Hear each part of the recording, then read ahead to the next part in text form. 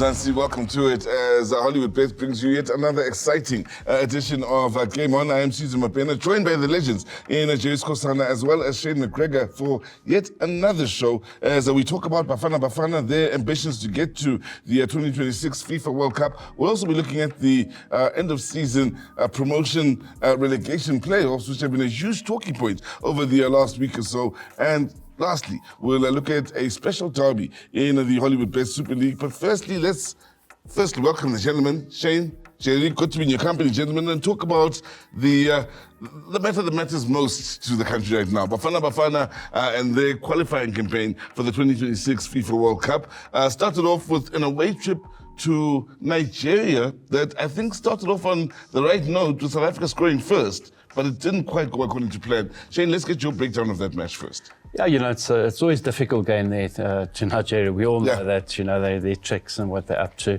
So it's always difficult to go there and get a result. Scored first, we just couldn't hold on. But it's a good point on the road. If you go play teams like that and you get a point away from home, it's very good. We must just hope that Nigeria can do the same when the other boys come there to visit them, But I thought it was a good point, to be very honest with you. Jerry? They say when Zwane dances, South Africa dances. What do you think of Zwane? And he's still performing at that level, even away from home. Look, really, you need to give credit to the coaches. We've been having some kind of not trusting the coach Hugo Bruce because of some previous results. But when they played in Nigeria, for me, they were excellent. I mean, they were just unlucky to come away with a draw, even though it was that draw was much better. But for me, the way they performed, the way they played, they should have won the game, honestly speaking. And also, an area where we normally don't want to touch it, refereeing in Africa, I wasn't happy. I wasn't happy, honestly. What weren't you happy with?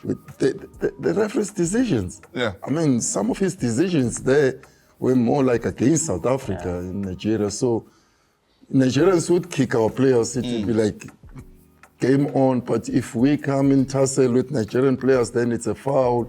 I saw one with Ngezana where he had to jump. He didn't even hit the player, but he was given a yellow card. And then there was a player that hit our player with an elbow. And then it's it's okay. So for me, that's the only part where I'm not okay. I got to agree with Jerry there. We got to look at it as CAF. You got to look at it and see and try and get a training ground or something to do this. But at the end of the day, we all know that's going to happen. When you do travel into Africa, we know it's going to happen. You got to adjust to that. And I just thought they did well. A point is better than no points. We should have got all three, but hey, a point's a point. Of course, then we had the game here in South Africa. And the big talking point is 14 years since we'd had a game in Bloemfontein, an international game in Bloemfontein. So you'd have to go back to the 2010 World Cup, go back to the win against France at the 2010 World Cup for the last time Bloemfontein hosted an international footballing game. It's a bit of a shocker. And what a great response. Let's firstly talk about the community from the Free State in turning out. When's the last time we saw a Bafana game outside of that World Cup that's turned out in that nature? That's what I was just about to say, the crowd that was there was brilliant. Yeah. It just shows you that the South Africans are starved of football, especially when it comes to a Bafana team that are doing well. Yeah. Everyone wants to go watch them. When you're doing well, people support you, and we've seen it with local clubs as well. When you're doing well, people are going to support you, and Bafana are doing well now. Hugo Bruce has been outstanding. I really do think he's a very good coach. But we need to do this, and we need to capitalize on this, take it to all the rest of South Africa. We need to go to PE. Why aren't we using the stadiums that were built for the World Cup? Sure. We'll attract the crowds now, we know that, so they must start using them. I think it's a very good thing.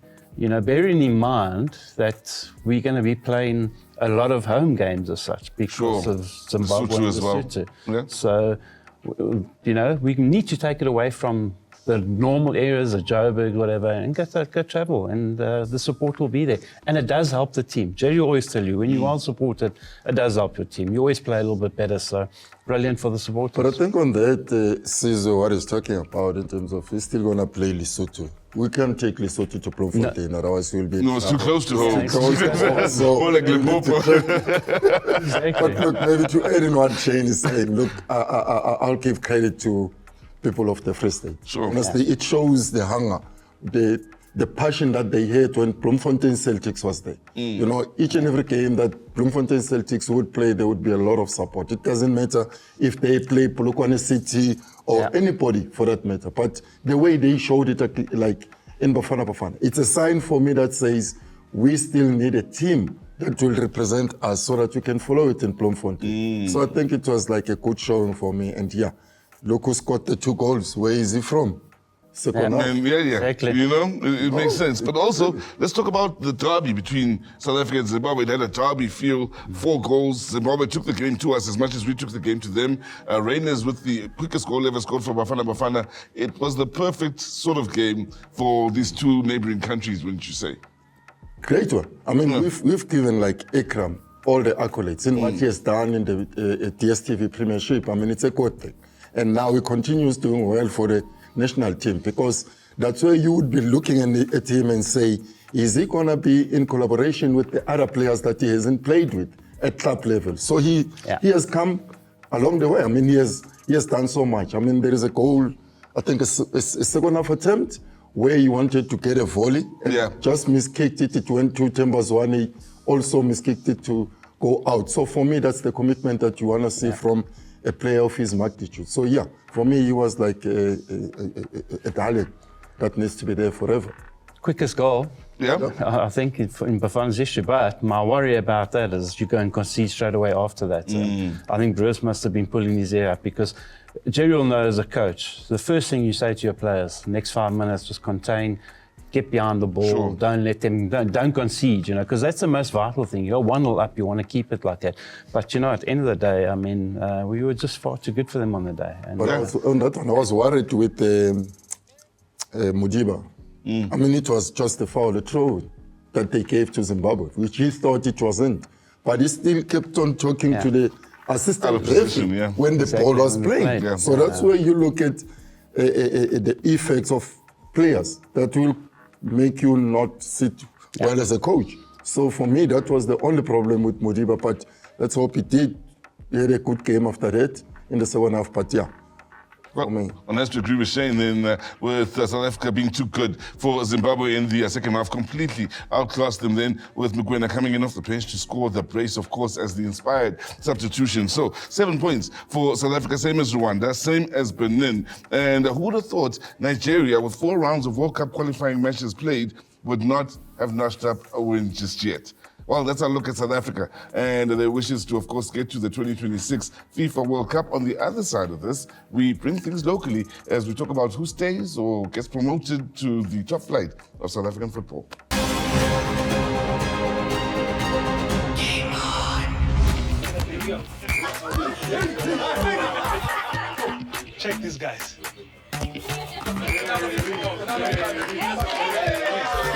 Let's show them how to do that. I see it. Your feet like this.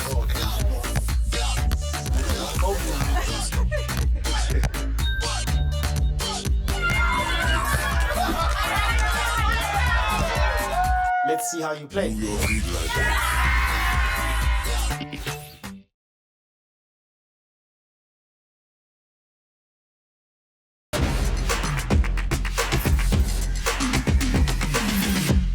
Welcome back to Game On as we switch focus and talk about the big talking point locally, which is the promotional playoffs. And of course, the side that's in the DSTV Premiership looking to stay up is Richards Bay from the lower division. We've got Tuks as well as Baroka. And speaking of Baroka, gents, big problems there. Played a few matches now, yet to pick up a win. The only side, Jalana, that's yet to pick up a win and looking as though they got problems after their draw in their last home game against Tuks. Yeah, I mean, if we look at the effect of changes of the coach when Tentens was like, you know, put on hold and Mamela coming in, I mean, he has given them 2 points, of which for me, maybe in those 2 games that he has played, he should have, maybe the second game that they played against Tuks, should have known better in terms of what he expected of the win. So for me, to get another draw, I mean, obviously it's just putting them on the back foot of the 3 teams. So Tuks has got 4 points and they've played 3 games, and then they've got Richards Bay, who played 2 games, but they've got 4 points. So they still have only to travel to Tuks, where I think they will just need a draw They'll just want to get a draw because they know when Baroka goes to them in Durban, they'll be fighting for a win. Yeah. Now, it's very interesting because Baroka is probably the only club in the country with their own stadium, so to speak. But when you look at the way they play, Shane, and the venue itself, one could argue the surface doesn't complement their playing style. They want to put the ball down, and they had a very bumpy surface over these playoffs. Yeah, unfortunately, it's one of those things, the playing surface isn't the greatest there. But you own it in this game. You own it, but especially when you play like they do, they like to knock the ball around, so it makes it a little bit more difficult for them. But it's the same for both teams, you both got to play on that surface, you both got to play on it. And for me, with them, they just don't have that finishing touch by the look of things. They play the ball, but they don't get into the box, they don't create enough chances, and they haven't got a guy that's finishing off the chances they create. So, very disappointing for me.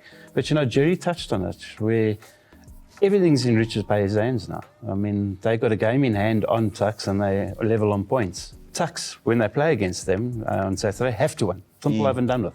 It's got to be a victory. If Tuks don't win, Richards Bay are in the pound seats. But big game this weekend. Yeah, everyone's talking about the game later on today. Of course, Tuks, Richards Bay. What are the good things you've seen from both these sides, and maybe some of the negatives from both these sides, Jed? My worry now, honestly speaking, is to look at Tuks in terms of the way their players have conducted themselves. I mean, if you're looking at when they were playing Baroka, the fatigue, it's taking its toll. So I'm worried when they're going to play, and also the field where they play at, which is home field. It's just heavy, It's just a smooth field, but it's just heavy. So I think that will be a plus for Richards Bay because they are used to those kind of fields, and they've been having some little bit of time to catch up than the team that just played now, and they will be playing again on Wednesday. So I think that's where they might get the advantage. But yeah, it's up to Tuks what do they want to do on that game, because that would be their last game to decide for them. Because Richards Bay will still have to play Baroka away at home. Following the first encounter between these two sides, Vosmuzi Vilagazi, the coach of Richards Bay, spoke of planning for Tuks. He said, we know they bypass the midfield. They are very quick to go up front with the big men up front. And he planned for it well. He got success against them in that way. Are they one-dimensional Tuks? And do you think it might work against them again, going with the same game plan in the same game against Richards Bay? Yeah, unfortunately, it's the way Tuks play. It's basically knock the big boys up front and try and work off them. And you got to work against that. Richards Bay were very clever in doing that.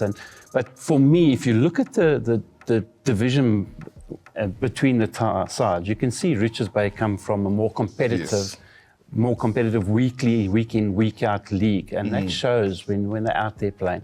Very clever of him to do that against Tuks, because that's Tuks football. I mean, they like to knock out the ball up front, and if you don't change the way you play, you can be hurt by them. But you never know what'll happen. At the end of the day, for me, stick to what you know best, and Tuks have been doing that. Just been unlucky. I mean, they went 1-0 up against Baroka the other day and then conceded a goal. If they'd won there, we always say if, different story. But they should have been a little bit more experienced, where Richards Bay would have done that. They would have shut up shop and would have won the game 1-0 done. Tuks didn't, and that's their own fault. Now, is there an advantage here when it comes to these playoffs to who gets to start off playing first and who finishes off last? In the case of, let's say, Baroka, who played their games early, and Richards Bay, who finished off stronger playing their games later. Is there an advantage at all when you look at these playoffs in that regard? Yeah, really, if I have to choose what to do, I want to play the second game and look at the two first games, like the two opponents that I'm going to be playing, and just start planning against them. I think that's the advantage Richards Bay had, because if you talk about Vilagazi saying he knows how Tuks play, and he also knows how Baroka played, because he did have that chance to watch them play in their first game when Tuks win 1-0 against the Baroka. So I think that's the advantage, because you come from the DSTV in the higher division, then you still have to watch. Because you don't know these guys, you don't get to see them every day. Yeah, that's the thing. When they know you, they've been following you in the DSTV, they know you. Position 15, you're going to be playing them. So yeah, I think I would choose to play the second game? See, I feel differently. No, Sure. This is different coaches talking. I feel completely differently. If you got the points and you're putting pressure on other guys, you know, it's that pressure, you can always work it out, you know, oh, we have to win, we have to win, we have to win. Yeah. Like Tucks now, they have to win. Yeah. So for me, I'd rather have the points, look down and say, come catch me. Completely different to Jerry, where you're watching, know what to do. Because the problem with that is then you're putting pressure on your players because they know they have to go out and produce the results. You don't play the same football. For me, I'd rather have the points, say, come catch me. Wow, come catch me is what the richest play the game they've been playing, of course, over the last 2 matches or so. Interesting times in as far as these playoffs are concerned, and it's rather interesting in finding out who, of course, will stay or come up to the DStv Premiership. We all find out together over the next few days or so.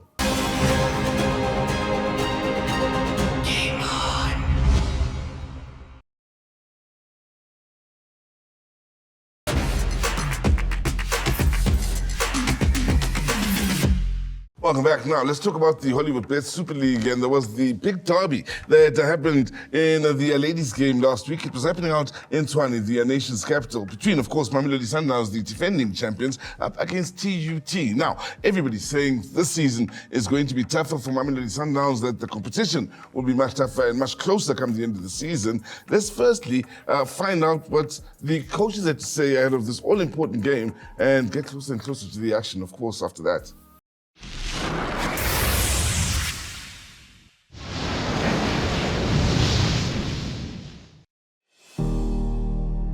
Tshwane, the capital city, home to the mega showdown in the Hollywoodbets Super League, the Tshwane Derby.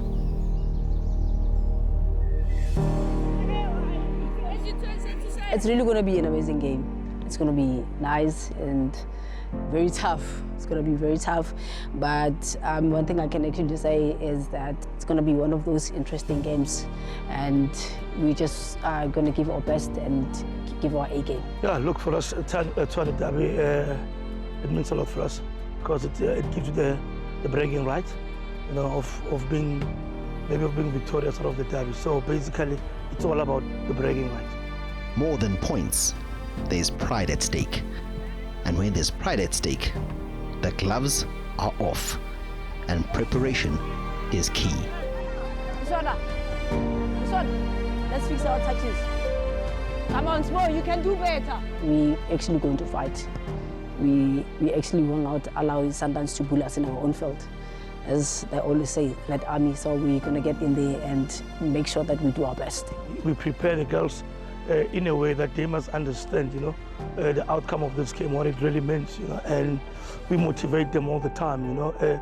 Basically, that's what we've been doing more with training, to remind them how important is this game for them. Basically, we need to work together as a team. We need to make sure that we are ready, especially mentally, because, you know, sometimes we tend to lose it because we're playing with Sundowns, you know, we tend to give them credit. So I think as TUT, we need to come and actually play the best way we know how, you know. Well, those are the thoughts of the coaches. Now, it was time to get down to business following that. And, well, the big question was, would Mamelodi Sundowns walk away with yet another win, or would TUT have something in store for them in throwing a bit of a pothole in front of the defending champions? Let's find out together. Match day. The time for talking was over, with the TUT Stadium abuzz with energy as two titans of the Hollywoodbets Super League faced off.